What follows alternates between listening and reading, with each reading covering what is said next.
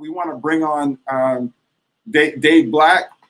Okay. Dave Black is he's a former Jamaican national team player, and he's also a PE. Actually, he's on here. I'll let you tell your story, Dave. Tell us about you, Dave. Hey, what's up, guys? What's going on, Dave? I'm from Montego Bay, Jamaica. I'm a coach and a teacher at Urban Morris Technical High School. Akeem Scott don't remember me though, but when he came to Montego Bay for a trials, I was there trying out for the team as well.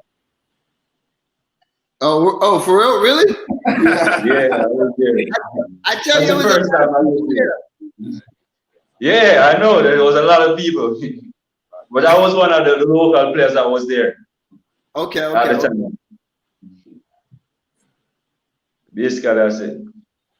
Yeah. So, Dave, national team. First of all, let's just tell us about what it was like for you representing Jamaica coming up. For me, with the national team, most of the local players was picked from Kingston side or overseas players. From my region, is Western Jamaica and Montego Bay. There's no player from my side playing on the national team. So at the time I was playing, they asked for a pickup, like some players from the Western to play against female players. And I was there playing against the female national team. And coach come over to me and say, why am I not at the hotel with the rest of the guys? Because they are preparing themselves to go overseas. And I was like, no, I wasn't invited. And he was asking which college do I play for overseas? And I said, no, I'm a local player. And he said, what? I have to bring you on to come to church for the team. So I was there the next day training with Akeem Scott and the other guys to make it the team. So that's how I get involved with the national team. Okay, Akeem, you didn't remember him either. Yo, listen. I'm telling y'all, those years, like when we started, what was that? What's around 2012, 2013? Yeah. Listen, a lot of people that I don't even know how I made the team. Obviously, I believe in my talent and stuff. But when you see the number of people that were coming in and out every day, it was crazy. Because it was wild. Like I went through that whole process. And when we went to Jamaica, that's when they started bringing everybody from Kingston. You was with like Shooty and them, right? Yeah, I was with them. Yeah. So like now you got another group coming in. So like it was. Go ahead. Yeah, I was invited. I was there playing with the females, playing against the female because they were leaving the next day.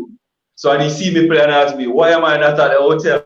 I'm like, no, I'm just come here to play against the female. And I say, yo, I'm going to sign you up for the practice the day after with the male team. I was like, okay, I'm ready. Yeah.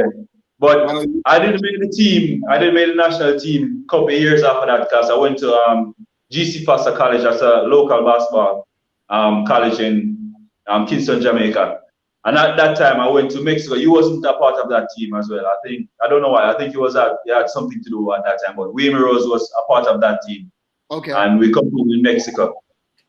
We a couple local players and a couple of overseas players at the time. Okay. Well, Dave, I think that it's important that we, while we're on this broadcast, it's an opportunity to let people really understand, how we can help Jamaica. What's it like now, and what is it? What's going to make a difference? How can we help make a difference? Yeah, I think the biggest problem we have in Jamaica with local players, the kids start to play basketball too late.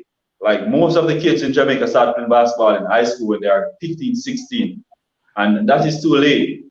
Not all the players are going to be like 6'11", 6'10", like some other Samoans who start to play basketball late and get the opportunity to go overseas. Like most of the kids start to play basketball at age 16, 15.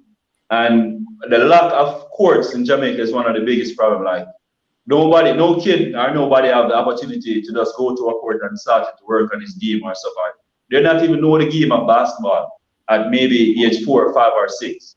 They're not introduced to the sport at that level. And that's a major problem. Yeah, and I think infrastructure is a big thing because that's what we talked about. So yeah, Dave and I hooked up in Jamaica last year, and they took me to his school and he showed me his basketball court. I couldn't believe it. It looked like a whole parking lot. So Yeah, that's a basketball court. that's the courts that we compete on. That's the court that we compete on. I couldn't believe Yeah, it. for us in Western Jamaica, we don't have no indoor facility. All of our courts are outside. And, so you know that when rain and anything like that, when basketball stop. Yeah. So like even at this time now, due to COVID, like during this time of the season, like it's always raining a lot. So the games maybe have to play at 11 o'clock in the morning, 12 o'clock in the day, just to facilitate the games. You know, at that time the sun is it's crazy. So you got the elements, but also no lights. You told me there's not even lights. Like the school courts, they don't have no lights, and it's not covered. So if you're playing a game, like the game normally starts at 3 o'clock. So if you're playing a game and it's into an overtime or double overtime, you have to actually cancel that game and play it the next day because there's no light to continue. Wow, that's crazy. I can't even imagine that.